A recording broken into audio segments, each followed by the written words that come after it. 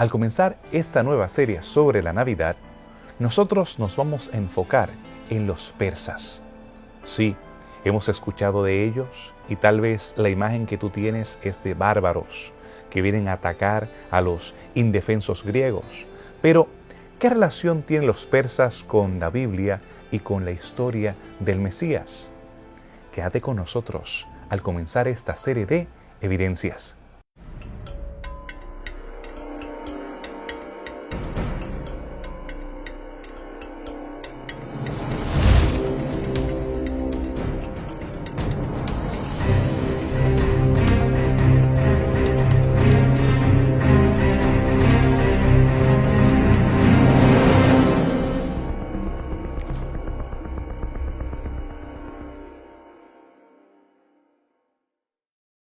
Bienvenidos. Estamos comenzando esta serie que se trata acerca de la Navidad y promete ser una muy interesante.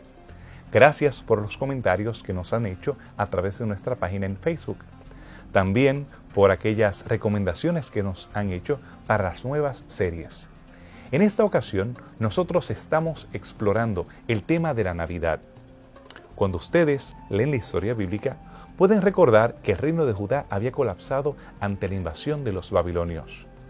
Los judíos lloraban, se lamentaban, ellos colgaban sus arpas y ansiaban el regreso a su añorada Sión. ¿Qué promesas le daban ánimo? ¿Cuándo se cumplirían las mismas? ¿Y qué profecías señalaban a la llegada del Mesías o al retorno de ellos a Jerusalén? Los últimos períodos en el área de Mesopotamia fueron caracterizados por el surgimiento de dos imperios importantes. Uno de ellos, el imperio de Asiria, el cual logró tomar al reino de Israel en cautiverio, y luego, seguidamente, el imperio neobabilónico, no el antiguo babilonio, sino el neobabilónico, que fue comenzado por el padre de Nabucodonosor, Nabopolassar, quien logró unirse junto con un grupo de gente llamados los Medas, que eran gente de las montañas Zagros, lo que hoy modernamente llamamos en el oeste de Irán, y que lograron unirse con él y lograron tumbar el imperio asirio. Ahora, en estos dos imperios se caracterizaron por varios aspectos importantes. Por lo menos el imperio asirio se caracterizó por un gobierno de anarquía, donde se exponía, donde se usaba la imposición y el uso de crear terror y miedo hacia las personas para que fuesen obedientes. Por lo tanto, dentro de este imperio no había libertad de religión, no había libertad política, había mucha, de hecho había no solo eso, sino opresión completamente. Más o menos, quizás un ejemplo moderno es lo que vemos hoy en día con el grupo ISIS o el Estado Islámico en el Medio Oriente, que usa justamente la crucifixión de gente cristiana, la decapitación, para infundir terror y así poder imponer su ideología. El imperio de Babilonia, fue menos drástico, sin embargo también empleó técnicas similares, no al extremo de los asirios, pero sí similares. Por eso vemos nosotros que una vez que Nabucodonosor invade el reino de Judá o el reino del sur, destruye el templo de Jerusalén, destruye las murallas, los que son exiliados que van a participar en la corte real son hechos eunucos o son castrados, las familias son asesinadas delante de las personas. Vemos por lo menos cómo los hijos de Joaquín fueron asesinados delante de él. Luego que los asesinaron, le sacaron los ojos a Joaquín para que lo único que recordara en su memoria era justamente el asesinato de sus hijos antes de llevárselo cautivo a Babilonia. Nuevamente no había libertad religiosa, no había ningún tipo de libertad civil en realidad, sino que nuevamente todos eran exiliados y solamente los pobres, las personas de menos capacidad intelectual eran dejadas en los sitios particulares, pero los demás eran llevados exiliados hacia el nuevo reino para servir en las cortes reales. En este contexto es donde encontramos nosotros a la nación de Israel. Recuerden que hubieron dos imperios que los tomaron, los asirios que tomaron al reino del norte, que constituían 10 tribus, más o menos, y luego tenemos el reino del sur, Judá, que constituía 2 tribus y media, estaban divididas en eso. Ahora, cuando los israelitas son llevados a Siria, y luego los del reino de Judá, que nosotros modernamente los llamamos como judíos, son llevados a Babilonia, sufren un proceso que se llama un proceso de asimilación.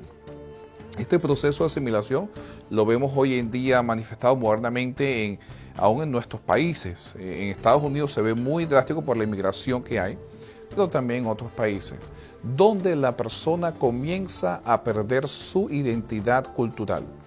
En otras palabras, podemos encontrar por lo menos una persona que tiene descendencia asiática, que vive quizás en un país, me acuerdo en Venezuela, una vez le pregunté a unas personas, yo ya había ido de turismo a Venezuela, que es el país donde yo soy, y le pregunté a unas personas que parecían japonesas de dónde eran, y se ofendieron, porque ellos eran venezolanos.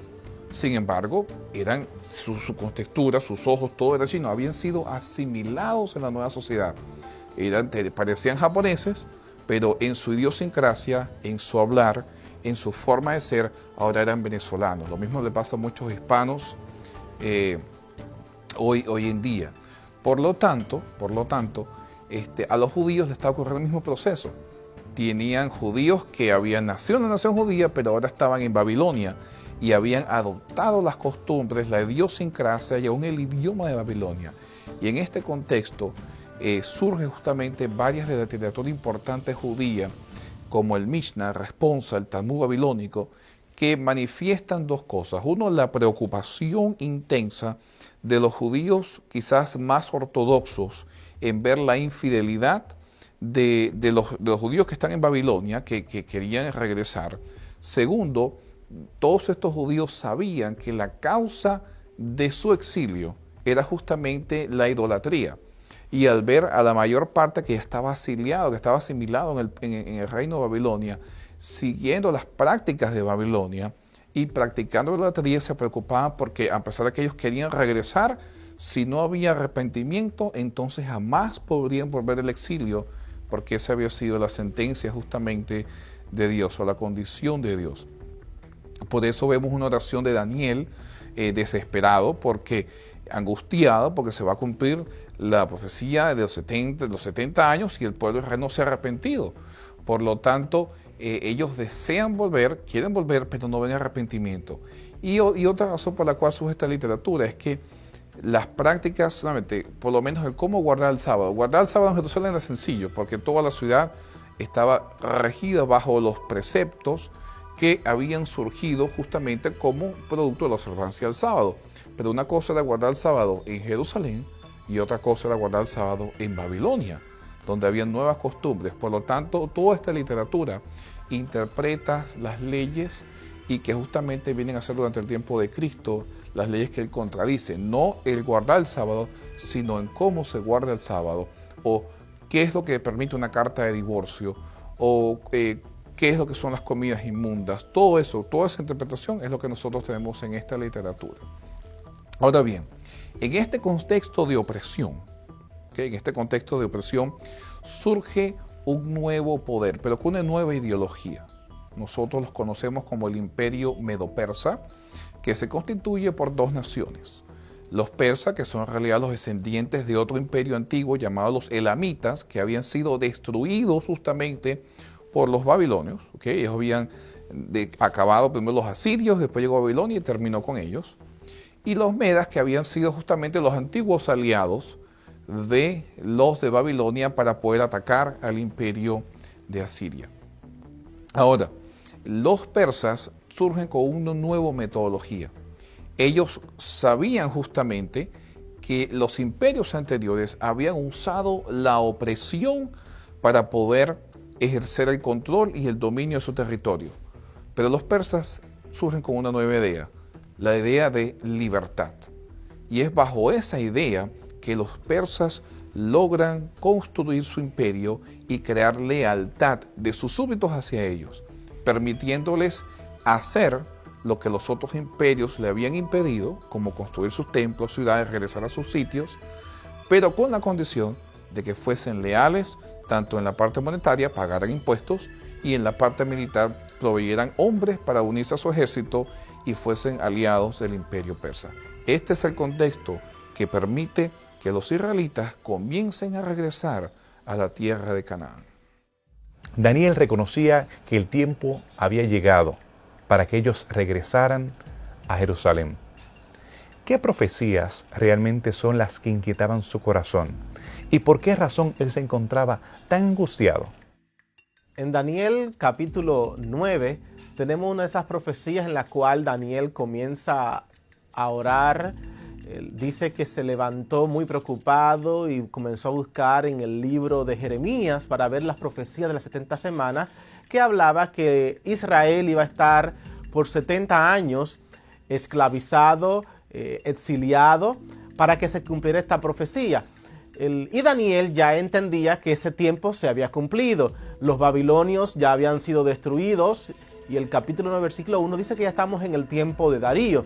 De manera que Daniel entiende que ya el periodo de regresar a casa debe terminar. Y él comienza a estudiar las profecías, ora, comienza a leer, y durante esta investigación Daniel le pide perdón a Dios por sus pecados y dice: Señor, ya, por favor, no prolongue más el tiempo de regresar.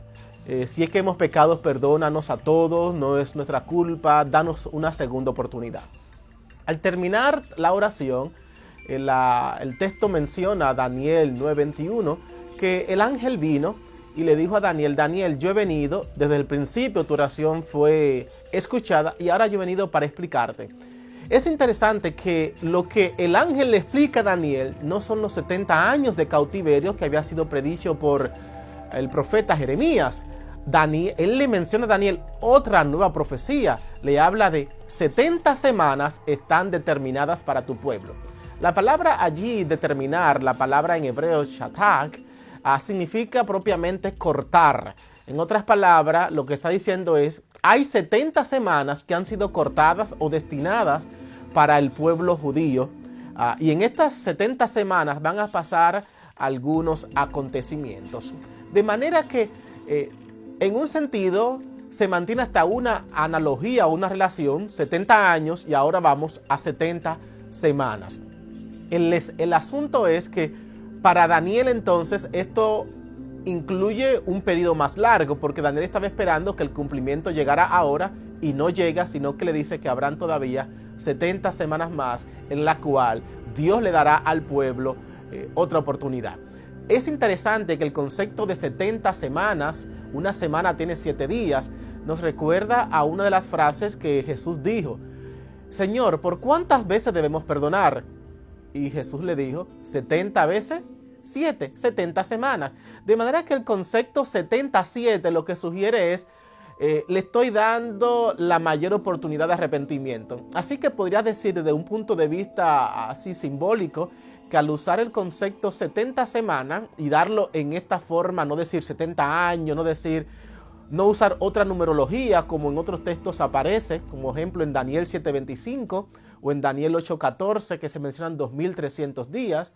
El usar esta numerología lo que está posiblemente diciendo es: le voy a dar a Israel la capacidad mayor de perdón para que ellos lleguen a arrepentirse y puedan determinar si van realmente a obedecerme y permanecer fiel al pacto que desde hace tiempo ellos han profesado servir y con el cual desde el tiempo de sus padres ellos dijeron que iban a estar firmes y que iban a obedecer. También cuando vemos en el capítulo 9 vamos a notar que el número 70 permea. Al comienzo Daniel estudia los 70 años de cautiverio de Jeremías y al final aparece 70 semanas. Así que hay un juego con el número 70, pero lo más interesante es que en Segunda de Crónicas, capítulo 36, habla de los 70 años de cautiverio de Jeremías y él dice que esos 70 años eran para que se cumplieran los años sabáticos y la tierra descansara.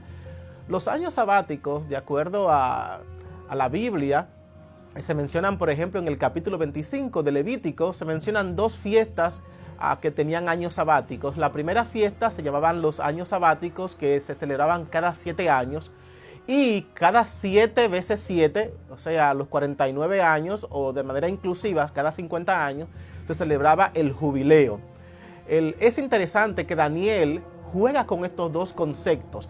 Ya Jeremías había predicho que los 70 años de Jeremías tenían que ver con el descanso de la tierra para que cumpliera años jubilares. De manera que estamos viendo entonces, si son 70 años de año sabático, estamos hablando que eran cada 7 años.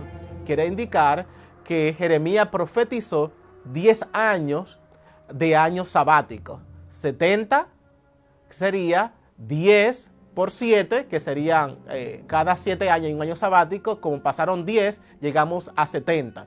Así que estamos hablando entonces de 10 años que pasaron de descanso de la tierra. Este mismo concepto también lo vamos a ver con las 70 semanas. Vemos que las 70 semanas realmente son 70 por 7, son 490. 70 semanas por 7, recuerden, una semana son 7 días. Si multiplico 70 por 7, llegamos a 490. 490 serían, otra vez, recuerden, el año jubilar se hacía cada 49 años. Cuando ustedes hacen entonces aquí la suma, estaríamos viendo que 490 son 10 años jubilares. 10 por 49, 490. Así que pueden ver la relación mejor. Daniel 9 comienza hablando, los 70 años de Jeremías son realmente 10 años sabáticos o 10 cumplimientos sabáticos. Ahora las 70 semanas son 10 cumplimientos jubilares del jubileo. La razón del jubileo y del año sabático es que el jubileo era una intensificación del perdón de lo que el año sabático ya hacía. En el año sabático la tierra se descansaba, pero en el año sabático, en el año jubilar, no solamente la tierra descansaba, había también liberación de los esclavos, todas las posesiones volvían a su dueño original, aunque hubiera deuda. De manera que llegar a un año jubilar era la esperanza mayor de un judío, porque era un día de liberación completa. Y este sentido, lo que entonces está diciendo Daniel en sus profecías al usar los números es que en las 70 semanas habrá un perdón al máximo, lo cual no lo hubo en los 70 años. Y que aquí será, digamos, la oportunidad completa o final del pueblo judío. Y ya eso lo vimos al mencionar la relación entre 70 veces 7. ¿Cuántas veces voy a perdonar? 70 veces 7. ¿Cuántas veces voy a perdonar? 10 años jubilares. Y así se presenta este concepto de perdón y de restauración en la numerología de este periodo profético. Las profecías de Isaías y también la de Jeremías les había dado ánimo a los exiliados, mientras ellos se encontraban a la expectativa del regreso a su amada Sión. Realmente el pensar en un retorno glorioso, algo así como el éxodo del cual ellos habían escuchado, con grandes plagas, con maravillosas demostraciones de parte del cielo, pero realmente ellos no experimentaron las mismas vivencias que habían experimentado sus antepasados cuando salieron de Egipto. ¿Quién entonces se convirtió en aquel ungido o aquel Mesías del cual habla la profecía? ¿Cómo se cumplieron las mismas? Si quieres saber más sobre esos detalles, quédate con nosotros después de esta pausa aquí en Evidencias.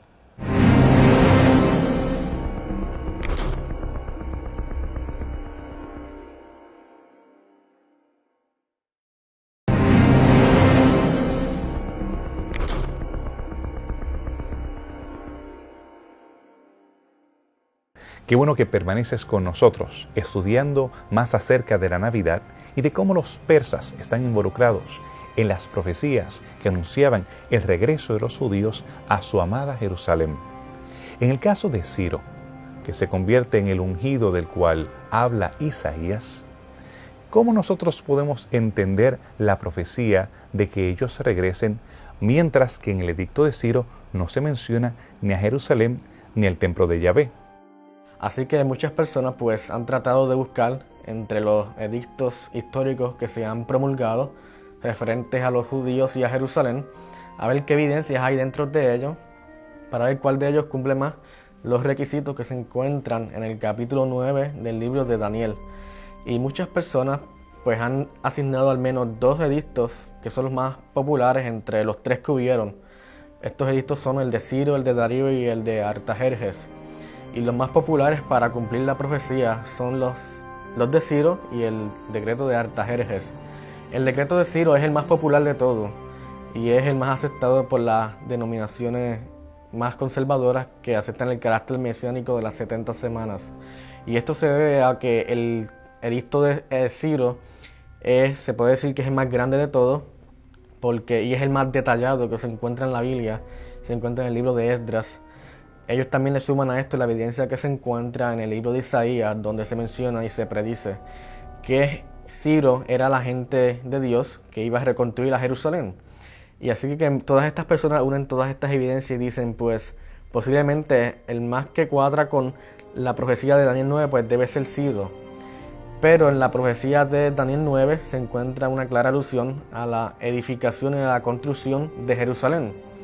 Y esta es una particularidad de este edicto que carece, no se menciona en ninguna parte en todos los edictos donde se habla sobre el edicto de Ciro, donde se hable directamente sobre la ciudad de Jerusalén, cómo se ha reconstruido y otras cosas que se pueden relacionar con Daniel 9. En respuesta a esto, pues muchos han escogido, por otra parte, el decreto de Artajerjes. Este decreto tiene que ver más comúnmente con el carácter social, político y religioso del establecimiento de Judá en Jerusalén. Y aunque también en Esdras capítulo 7, donde se encuentra el edicto de Artajerjes, tampoco se menciona directamente a Jerusalén, sí se menciona a Jerusalén en Esdras capítulo 4, donde se menciona cómo estos samaritanos y estas personas se estaban quejando ante el rey porque estos judíos venían a Jerusalén a reconstruir la ciudad. Y así que podemos hacer esta alusión y esta relación muy clara entre el decreto de Artajerjes y el capítulo 4 de Esdras, donde se menciona que se estaba reconstruyendo la ciudad, lo cual trajo por controversia a algunas personas que estaban allí, especialmente a los samaritanos. Así que si vamos a buscar cuál de estos decretos se relaciona más con la edificación de Jerusalén, pues parece ser que la respuesta más lógica, de acuerdo a lo que se registra en la Biblia, fue el decreto de Artajerjes. ¿Cómo eran realmente los persas? ¿Cuáles eran sus pólizas internacionales? ¿Cómo ellos trataban a las naciones conquistadas? ¿Será semejante a la caricatura que se nos presentan en películas como Los 300 y en la forma impactante que se presentan a los persas como sedientos de sangre, crueles y que subyugaban a sus reinos conquistados sin ningún tipo de misericordia?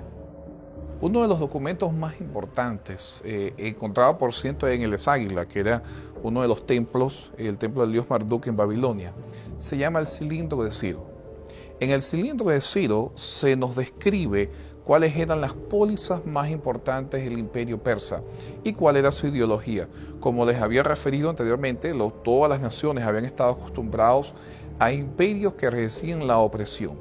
Sin embargo, los persas, una vez que lograron conquistar a los medas y conquistar todo su territorio, comenzaron a establecer un sistema diferente, basado en quizás 3 pólizas principales.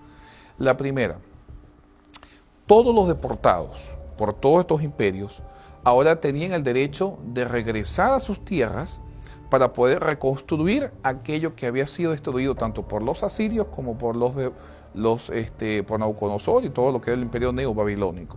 Así que los esclavos ahora eran libres y podían regresar a sus tierras natales para poder reconstruir sus pueblos y poder reconstruir sus ciudades. Segundo póliza importante: libertad religiosa. Cada quien podía adorar al Dios que quisiera. Eso no había ocurrido antes. Nosotros tenemos quizás fresca la imagen en nuestra mente del libro de Daniel, donde está la historia del horno ardiente con la estatua, donde se impone la oración de una deidad principal. De hecho, era tan importante esta póliza que cuando Babilonia, la ciudad de Babilonia, cae bajo manos de los persas, no es como nosotros pensamos usualmente que hubo una guerra. Los habitantes de Babilonia le abrieron las puertas a los persas para que los persas entraran y tomaran control de Babilonia, porque Nabonairos, el nieto, el hijo de Nabucodonosor, en realidad había tratado de imponer la adoración del dios Luna, llamado Sin en acadiano, y estaba, por supuesto, en contra de lo que era la clase sacerdotal de Babilonia, que promovía la oración a Marduk. Por lo tanto, los persas le dijeron: si ustedes se unen a nosotros, nosotros vamos a dejar que ustedes adoren al dios que ustedes quieran en Babilonia. Así que la segunda póliza era libertad religiosa, lo cual nos lleva a la tercera póliza, y que era que los persas permitieron que las personas que regresaban a sus sitios pudiesen reconstruir sus ciudades y los templos a sus dioses. Por lo tanto, para los judíos eso es muy importante, porque eso permite justamente la reconstrucción del templo a Dios. Y es justamente en este contexto donde ocurren o pasan tres libros importantes, tres historias importantes en la Biblia: la de Esther, la de Ezra y la de Nehemías. Y es justamente en este contexto donde se comienza a ver la reconstrucción del templo de Jerusalén, así como de la ciudad misma de Jerusalén. Ciro era un gran oportunista. A diferencia de los reyes anteriores, los asirios y los babilonios, que trataban de dominar por mano férrea, él capitalizaba la propaganda. Y por lo tanto, él se presenta como este libertador y este ungido que es cónsono, paralelo con lo que se presenta en la Biblia hebrea. Esto es lo que está preparando el ambiente para la Navidad. Esto es lo que está preparando para el cumplimiento de la profecía en cuanto a la llegada del libertador, el verdadero Mesías. Habrá una profecía que señala la fecha, el momento cuando habría de nacer el ungido. Si quieres tener detalles sobre la misma, quédate con nosotros después de esta pausa aquí en Evidencias.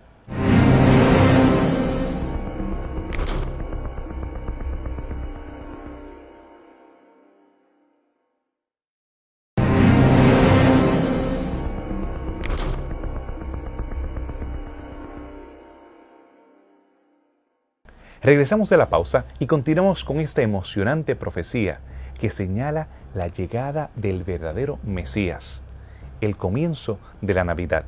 Pero realmente, ¿habrá una profecía que habla acerca del tiempo, del cuándo llegaría el Mesías que tanto esperaban los judíos?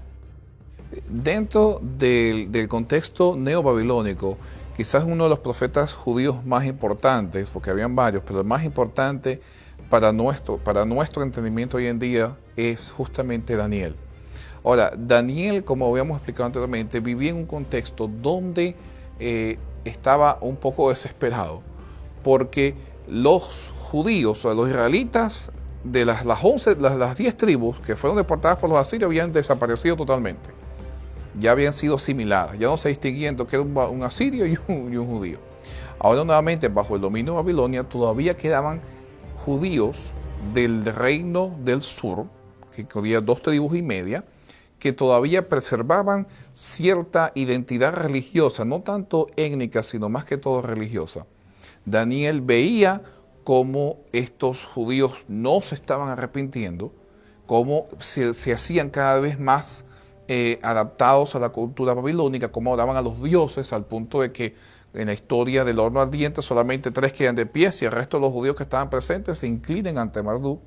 Y es en ese contexto, sabiendo de que había una profecía de 70 años que estaba a punto de cumplirse, donde se exhorta a Israel a arrepentirse para que pueda regresar, donde Daniel entonces comienza a preocuparse y comienza a orar. Y en ese contexto Dios le da una profecía que nosotros conocemos como las 70 semanas. Ahora, la mayoría de la profecía está dividida más o menos por 69 semanas, en donde hay 2 semanas, y en medio de la última semana, entonces se anuncia que vendría el Mesías dentro de esa profecía. Ahora, para poder resumir los puntos importantes de esta profecía, hay que nosotros destacar lo siguiente. Primero, el centro de esa profecía es justamente, o sea, el evento culminativo de esa profecía es justamente la venida del Mesías.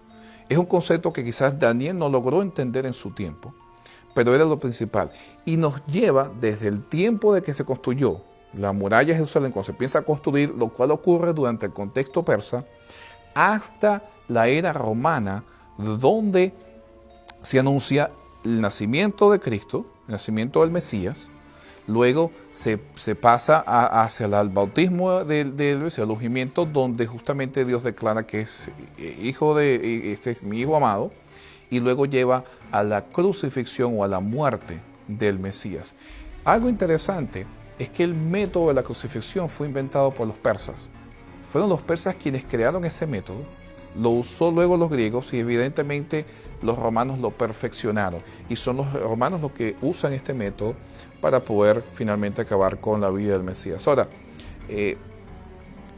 una de las cosas importantes es la obra que habría este Mesías. Dice que un tiempo determinado estaba establecido para tu pueblo, dice la profecía, hablando del pueblo de judío. ¿Okay? Y después de esto vendría justamente el Mesías para hacer varias cosas. Una, convencer al pueblo de su pecado. Dos, sellar la visión. Sellar la visión quiere decir cumplirla. Y tercero, poder traer justicia.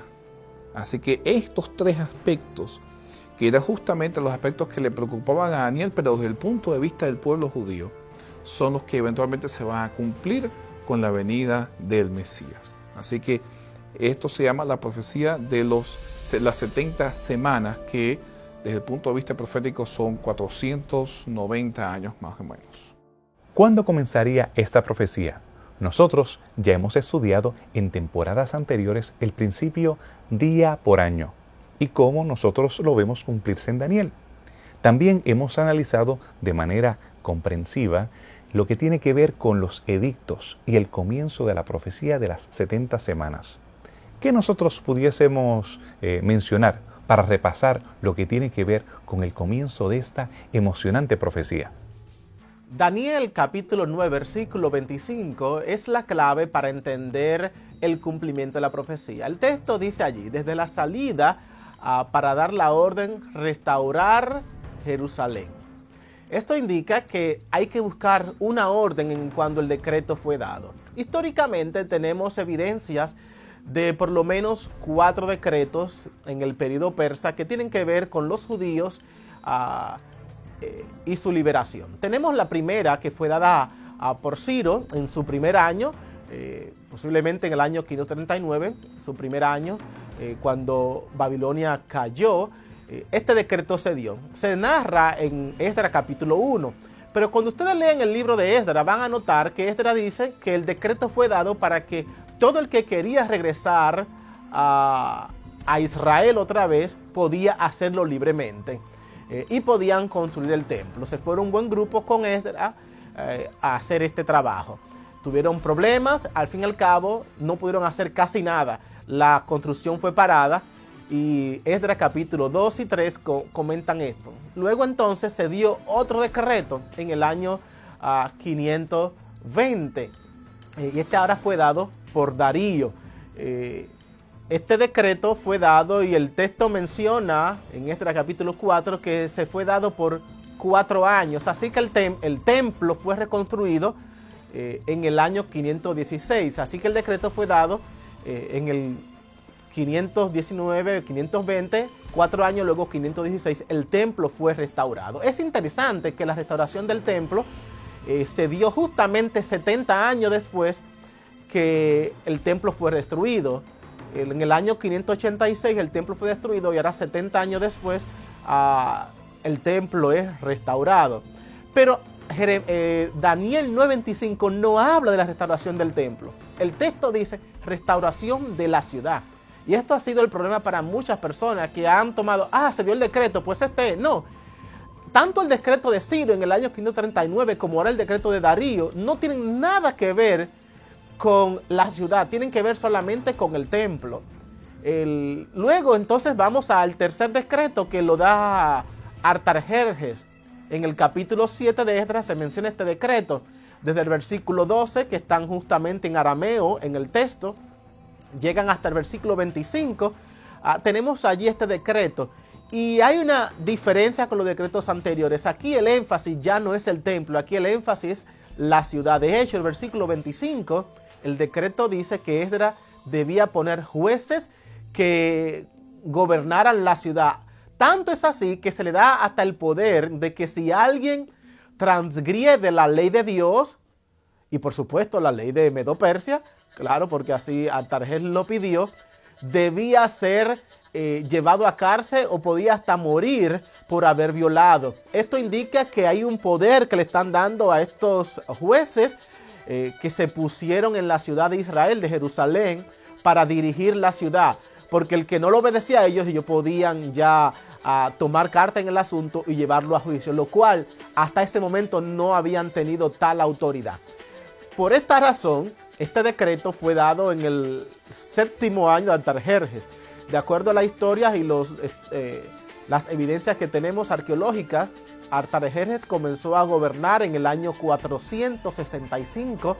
Si calculamos 7 años, llegaríamos al año 458-57. Recuerden que antes de Cristo los periodos vamos al revés, estamos contando hasta al revés. Así que llegamos hasta esta fecha, que es entonces el periodo en el cual podríamos decir que hay un cumplimiento de la profecía. ¿Por qué aquí es el cumplimiento? Porque hace alusión al texto. El texto dice, desde la salida de la orden para restaurar Jerusalén. Hay un decreto posterior que fue dado, que se narra en el capítulo 1 y capítulo 2 de Nehemías, cuando Nehemías ora y va donde el rey, Artajerjes, el mismo rey, y le dice que le ayude a restaurar los muros, que fue en el año 444. Aquí es solamente los muros. La ciudad no ha sido todavía amurallada, pero ya la ciudad estaba operando como una ciudad independiente, autónoma, en el sentido de que ya a Artajerjes le había dado cierta autoridad para que ellos se autogobernaran y eligieran allí sus líderes. De manera que el decreto de Artajerjes en el año 444 es solamente una continuación de ya el decreto que se había dado anterior de que la construcción la terminen. Pero no tiene nada que ver con la restauración de la ciudad para que tenga un poder político. Es por esa razón que el mejor decreto para comenzar la partida de esta profecía es el año 457, que es predicho o es mencionado en Esdras capítulo 7, y de esta manera podríamos decir entonces que las 70 semanas han de partir o han de iniciar en este periodo 457 antes de Cristo. Nosotros podemos reconocer que tal y como se había establecido en la profecía, la reconstrucción del templo se dio de acuerdo al tiempo establecido en el libro de Jeremías. También nosotros podemos ver que a pesar de que es construido el templo en el año 516, nosotros tenemos que esperar hasta el año 457 para la reconstrucción de las murallas. ¿Qué más podemos aprender de esa profecía en relación a la Navidad? Quédate con nosotros después de esta pausa aquí en Evidencias.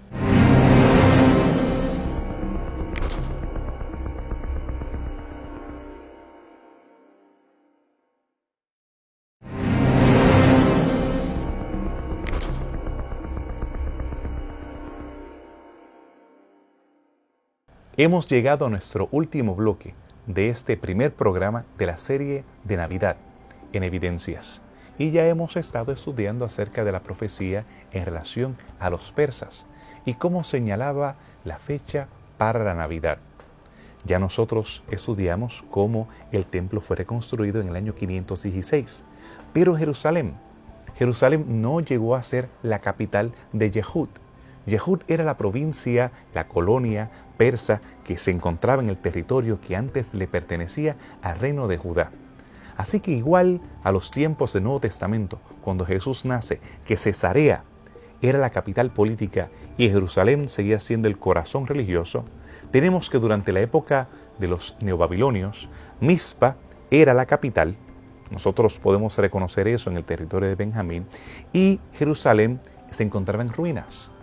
A pesar de que el templo había sido reconstruido, todavía no era la capital del reino. en este caso de la colonia de Yehud. ¿Qué evidencia arqueológica tenemos de que Mizpa todavía funcionaba como capital de esa región y que el cambio ocurrió en el año 457? Cuando el imperio neobabilónico pues sucumbió ante el ejército de los persas junto con los medos, lo que antes era el gran imperio babilónico pues fue dividido gracias a la administración persa en lo que se llama diferentes provincias. Estas diferentes provincias eran dirigidas por lo que se llama un sátrapa o un administrador, un gobernador, como se les quiera llamar, y estas personas pues estaban encargadas de dirigir estas diferentes provincias. Así que el imperio persa decidió pues tomar lo que era el imperio babilónico, y lo dividió en diferentes divisiones, en diferentes regiones a lo largo del antiguo cercano oriente. Lo que antes era el antiguo imperio del sur, el antiguo reino del sur de Judá, porque antes estaba dividido entre el norte y el sur. Lo que antes era el reino del sur de Judá, que claramente fue destruido cuando Nabucodonosor destruyó el templo. Esa parte de ahí pues fue tomada por los persas, y esa provincia se le llegó a llamar lo que se conoce como Yehud Medinata. Eso es una indicación y un nombre persa que se le dio a esta provincia, que significa provincia de Judá, Yehud Medinata. Y esta provincia, básicamente lo que representa y lo que era, es el antiguo reino del sur, que ahora se convierte en una provincia persa con ese nombre. Y dentro de esta provincia, que se encontraba más o menos en el sur de lo que antes fue el reino de Judá, pues se encontraban diversas capitales.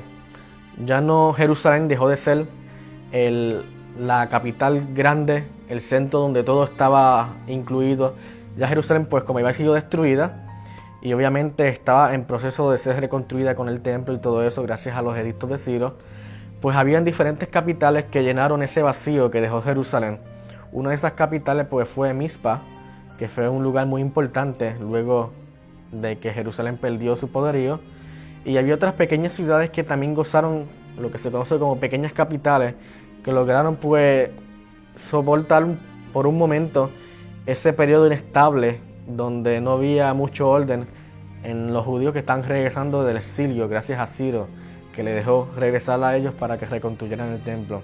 Y este es un periodo muy oscuro, tanto en la historia como en la evidencia arqueológica. No tenemos mucho sobre el imperio persa y sobre los restos arqueológicos, y la mayoría de la información que nosotros obtenemos sobre Yehud en este periodo proviene de algunas monedas que tienen el nombre de Yehud. Por lo tanto, ahí nosotros sabemos el nombre, cómo los persas le llamaban a esta provincia, y gracias al libro de Crónicas y Segunda de Reyes, nosotros podemos pues tratar de reconstruir esta historia de cómo los judíos estaban funcionando en este periodo. Y de esta manera pues nosotros entendemos cuál era el contexto de la reconstrucción del templo de Jerusalén en este momento. Era un tiempo muy inestable, un tiempo donde pues se hacían muchas cosas que los judíos tenían fuera de control, donde los persas pues prácticamente gobernaban todo y eran los que tomaban las decisiones. Así que es un periodo muy estable y muy difícil para que los judíos pues se establezcan de manera normal y administrativa, como fue lo que ocurrió para el tiempo del decreto de Artajerjes. Una vez los judíos se regresan a Jerusalén, ya tienen su templo, ya tienen las murallas preparadas, todo parece alineado para la llegada del Mesías. Ellos, al leer la profecía de las 70 semanas, no hablaba específicamente de su nacimiento, sí habla acerca de la llegada, de algo grande. No dice los detalles de cómo eso sucedería, pero ¿qué expectativa ellos tenían de algo grande que habría de suceder cuando terminaran las mismas? La expectativa más importante que tenía el pueblo judío en este entonces, en el tiempo de Daniel y sobre todo en el tiempo persa, y lo vemos reflejados en las historias de Nehemías, por lo menos, y Esdras, es justamente el restablecimiento del reino de Israel, de un reino político, en otras palabras, la independencia de las naciones. Y vemos algunas de estas ideas, por lo menos en los libros de Isaías, donde Isaías dice, Jerusalén está restablecida y todas las naciones vendrán a Jerusalén a adorar a Dios. En otras palabras, ellos tenían la visión de que Jerusalén sería el centro de la tierra, que Dios moraría nuevamente en el templo, de que habría un rey en Jerusalén y que todas las naciones vendrían y se someterían justamente a este nuevo reino de paz y justicia. Esta era la visión que tenían los judíos ortodoxos sobre todo, y los que llaman los celotes, que eran los nacionalistas, que tenían en mente a la hora de ver las profecías y lo que esperaban. Por lo tanto, cuando el imperio persa da la libertad de regresar a sus pueblos, de construir las ciudades, los judíos ven, a pesar de que todavía están subyugados bajo el dominio persa, ven la oportunidad de poder restablecer el reino de Israel. Daniel quería regresar a su casa, quería regresar a su patria, a su tierra, y es por eso que en Daniel 9 él llora. Pero una vez que se da el decreto, que Ciro lo da en su primer año, muchas personas fueron muy contentas. Llegaron a Jerusalén, pero su contentura era ver otra vez la gloria que ellos tuvieron antes de irse a Babilonia. Pero se dieron cuenta de una realidad. Ya la tierra había estado por casi 70 años exiliada, desolada. ¿Qué iban a encontrar? Destrucción. El templo ya no estaba allí. Gracias a Dios, Ciro tuvo la bondad y les regaló todos los utensilios del templo. Y ellos estaban contentos. Bueno, vamos al templo, vamos a tener otra vez el templo bellísimo como lo tenía a Salomón. Tenemos aquí todos los utensilios. Pero cuando llegaron al templo estaba destruido, estaba todo en ruinas. Y esto le dio deseo. Vamos a construirlo, vamos a echar hacia adelante. Le dio ánimo, no hay problema, comencemos otra vez. La Biblia menciona que construyeron el templo. Finalmente, cuando lo terminaron, que hicieron los fundamentos, algo interesante pasó, que según dice Esdras capítulo 3, versículo 12, que los padres, o sea, los que habían visto el primer templo de Salomón, lloraron. El otro grupo que no había visto el templo se regocijó. Y aquí es algo interesante, las expectativas. Un grupo que no había visto el templo se pone contento porque por fin tienen el templo. El otro que que había visto el anterior, lo que hace es comparación y dice, no, este templo es nada.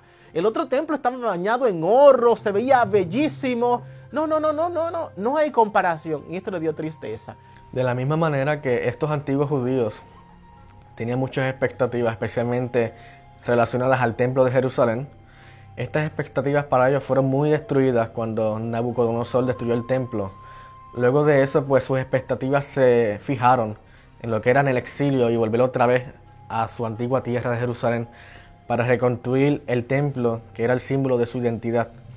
Y prácticamente, pues estas expectativas en cierto sentido fueron cumplidas parcialmente, porque sí llegaron a su tierra gracias a los decretos de estos emperadores y de estos reyes, y lograron pues a lo largo del tiempo lograron reconstruir la ciudad y el templo. Pero lo que las expectativas claras y claves que ellos esperaban sobre lo glorioso que era este templo, eso nunca volvió otra vez. Y esto pues muchos judíos pues fallaron en sus expectativas, se sintieron defraudados. Y a lo largo de la historia podemos ver cómo muchos judíos se levantaron muchos movimientos que trataron de hacer cumplir estas expectativas a la fuerza. Era la esperanza de Daniel, era la esperanza de Ezequiel, era la esperanza de todos estos profetas que anunciaban. De hecho, aún lo vemos en revolucionarios judíos que se levantaron en contra del pueblo romano, por lo menos como el famoso nombre Barrabás, que en arameo quiere decir hijo del padre, Bar-Abás.